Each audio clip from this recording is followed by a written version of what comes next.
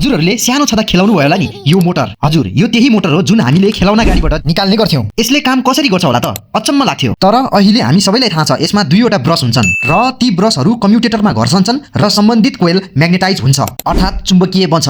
हामी सबैलाई थाहा छ कुनै दुई चुम्बकको नर्थ र साउथ पोल टाँसिन्छन् तर नर्थ वा साउथ पोल टाढिन्छन् किनकि यो चुम्बकको वास्तविकता हो र संसारको जुनै पनि कुनामा यही नै हुन्छ।